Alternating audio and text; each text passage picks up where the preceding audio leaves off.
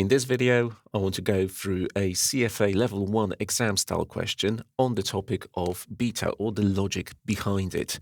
Now, beta is that critical parameter which you'll find in the capital asset pricing model formulas for computing expected return or required return on a stock.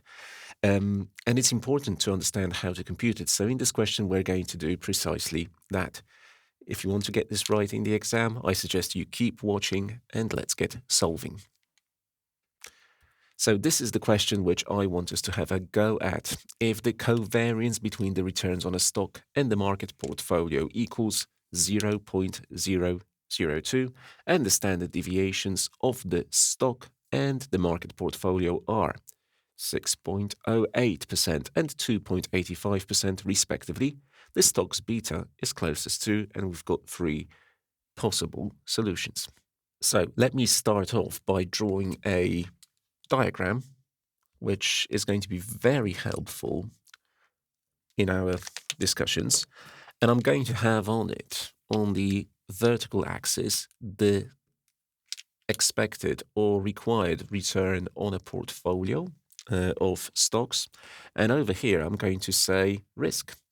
However, risk, as you well know, is a very broad term. We could, when we say risk, mean total risk. And total risk is understood as the standard deviation of a portfolio's returns. So I've labeled this as sigma p, and this is something we would have, for example, in the classical sort of portfolio theory model, the Markowitz model. We would say that expected return is a function of total risk, which a certain portfolio exposes us to, and probably here on the vertical axis, we would label something like the RF, the rate of return on a risk-free asset, something like, government bills, short-term securities of a, risk-free nature. And we would say the more risk you take on, the higher the return you should be expecting. However, under the capital asset pricing model approach, we no longer really care about total risk. Total risk is irrelevant. Total risk, let me recall and remind you, is composed of two elements. It's composed of systematic and unsystematic risk, where unsystematic risk or firm-specific risk is something that we can easily diversify away. And if you watched the previous video on the difference between systematic and unsystematic risk, you'll probably remember that investors should only be, under the capital asset pricing model, expecting to be rewarded for systematic risk. So right now, systematic, we should only be focusing on the amount of risk or systematic risk which specific securities expose us to.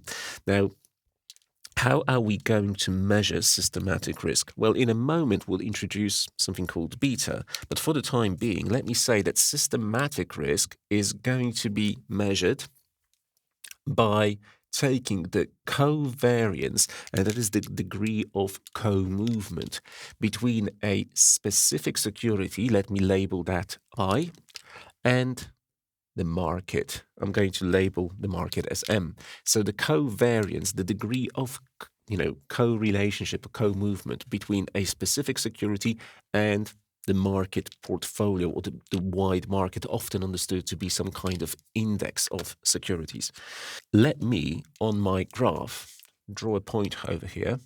I'm going to label this the covariance of the market portfolio with itself.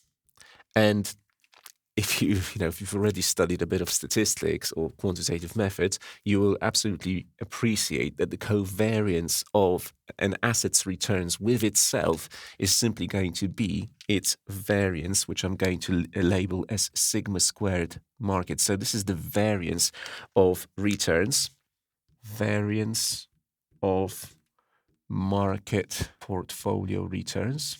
And at this point, if we go up on the axis and across on our chart, we're going to have the rate of return or the expected return on the market portfolio, basically some kind of broad market index. However, what I'm really interested in is what should we expect to have in terms of the returns if we invest in some security which I labeled as I over here. So that's a specific individual security or a portfolio of securities indeed. Well, over here, I'm going to have the amount or the level of covariance between this security I and the market portfolio. And I'm assuming it's higher than the variance of the market portfolio itself. And I go up and across, kind of almost run out of space over here, but that's my expected return on the security I. And it is, under the CAPM model, a function of the systematic risk that it is exposing us to, the degree of covariance between it and the market portfolio. Now, it's also helpful to run a line across to represent the level of the risk-free return. And look, what is this chart telling us? For every unit of movement along the horizontal axis, there is a specific relationship on the vertical axis, meaning, this is a linear relationship. And we can actually draw on this. For example, if, let's assume, the covariance of the market with itself or the variance of the market portfolio, let's just assume that this is equal to something like 4. So over here, we've got the point 4. And the covariance of the stock against the market is equal to something like 5. Numbers which I invented hypothetically just now a moment ago. Let's also imagine that the amount of return or the level of return from the risk-free asset is, let's say, 2%, whereas the return on the market portfolio, let's quickly assume that this is 4%. So there is a very, very clear relationship here. 1, 2, 3. Ooh, drew too many lines here. So, okay, let's cross this one out. I know it's not exactly linear. 1, 2, 3, bang, 4. For every 1 unit of variance across here or covariance across, there is a specific growth here, and it's a growth of, 0.5 up to a level of 2.5, up to a level of 3, 3.5, and all the way up to 4 over here. So for an extra unit of growth along the covariance axis, along the systematic risk axis, we're going to, if we increase this by +1, we're going to make this grow by another 0.5, meaning that for a security which has a covariance with the market of 5, we should be expecting a return of 4.5. Nice and easy, a linear relationship, which we can either extrapolate or interpolate for covariances below the variance of the market. And this is basically what beta draws on. So let me write down this relationship in a mathematical way. The expected return on a specific security, that's I, which we, in this case, it came in at 4.5%, is going to be dictated by the slope of this line. And I've drawn here these distances, the pink distance, which is the difference between the expected return on the market portfolio minus the risk-free rate. So that's the pink distance, which we've got over here. And I'm going to divide this by the horizontal distance here across, which is basically equal to the covariance of the market portfolio with itself, or the variance of the market portfolio. And as you can see, by taking this and dividing by this, I've basically created an expression for the slope of the line here. So, it's 2%, the difference between 4 and 2, divided by 4. So 4% minus 2% divided by, in the bottom, 4. And that's basically saying for every 4 across, there is a 2% upward movement. Okay, we knew that. We're going to multiply this by the amount of covariance of a specific stock versus the market portfolio. And on top of this, I'm still going to add the base, the benchmark risk-free rate of return. Obviously, this multiplication term is necessary to extrapolate all the way up to the specific level of covariance. Okay, if we plug the numbers in here from our little experiment here, I've got 4 minus 2 divided by 4. So that equals half, 0.5, times the specific covariance, that was 5. The risk-free rate was 2%, so 0.5% times 5 plus 2%, that's going to give us 2.5% plus 2, 4.5%, which we kind of did here on the graph anyway. Good. We're literally one step away from beta.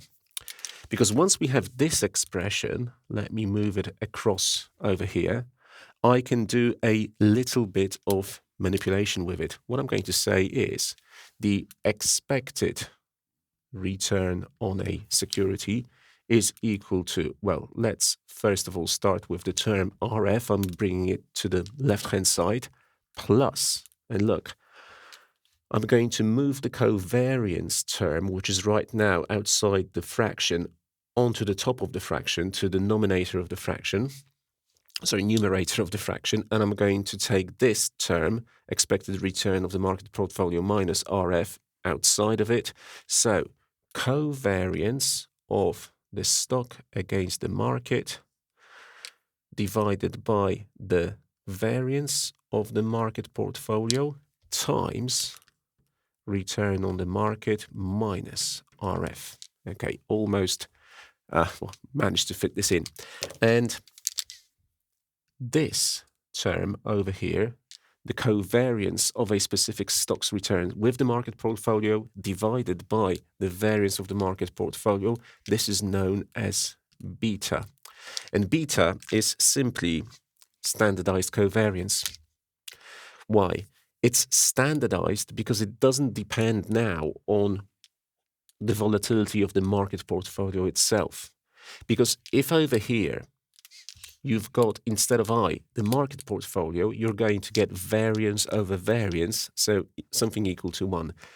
That's something you should always appreciate. Beta is standardized variance, meaning, i.e., if I is the market portfolio, then beta becomes covariance of the market with the market divided by variance of the market portfolio.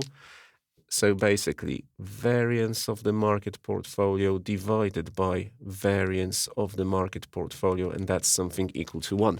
That's what makes it standardized. It doesn't depend on the actual volatility of the market portfolio as such. Okay.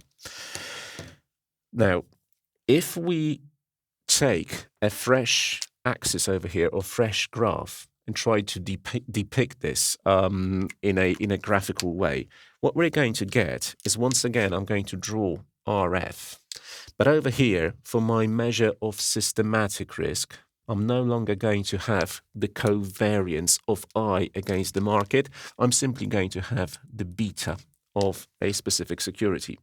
And if beta equals 1, that means we're looking at the market portfolio, and that's going to generate a specific level of return, the expected return on the market. And obviously, I can draw a nice line over here, which I labeled in blue, and this has an important name. This is known as the SML. It's the security market line. Okay, and it's going to come up for sure in some questions, either in a more numerical or in a more theoretical question. This is the so-called, let me use this pen, the market portfolio, which has a beta of 1 always, irrespective of which market you're looking at, because it's using a standardized measure of systematic risk, which is the beta. Now, we need to solve the question. I've given you a big introduction, sort of theoretically, into what, and with a small numerical example here, into what beta actually is and where it comes from. We've almost filled all of the space here, but we haven't solved the question yet. So let's now try to quickly do this. Now, we have an expression for beta. It's over here. So, we're supposed to calculate beta now. I'm going to say beta, once again, equals of I, the covariance between I and the market, divided by the variance, sigma squared, variance of the market portfolio. And I think with the data that we've got up here, we're going to be able to do this. It tells us that the covariance between the returns on a stock and the market portfolio equals 0.002, and the standard deviations of the stock and the market portfolio are respectively 6.08 and 2.85 respectively. Now, look, I only need one of these numbers to put into the denominator, and it's going to be the standard deviation of the market portfolio, which is the second one. So that's the 2.85. However, let's make sure to put it in decimal. So 2.85%, 0.0285. Obviously this is in percent, right? So we need to square this. And covariance is also measured in percentages squared, by the way.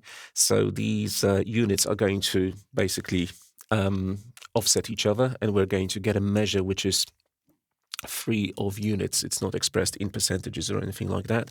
Let me take the calculator now.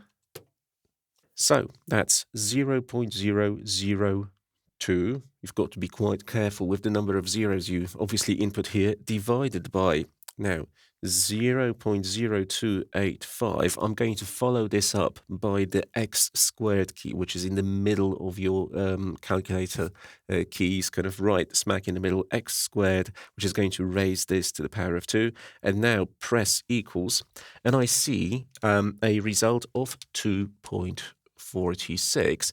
And this is absolutely in line with our answer B, isn't it? So that's a perfect solution to the problem. However, let me just say one more thing here, which may come in useful, because your curriculum, rightly so, expands or gives you an alternative version of the expression for beta, which uses correlation. And this draws on the absolutely fundamental relationship which we have from statistics, that the covariance between anything, so here we've got the covariance between I and the market, is the same as taking the correlation between these two, the correlation coefficient, times the standard deviation of one and the standard deviation of the other, so I and market. And therefore, if you use this alternative for covariance, what you're going to get is an alternative expression, obviously. So beta I could be written as correlation between I and the market times the standard deviation of I times the standard deviation of the market, divided by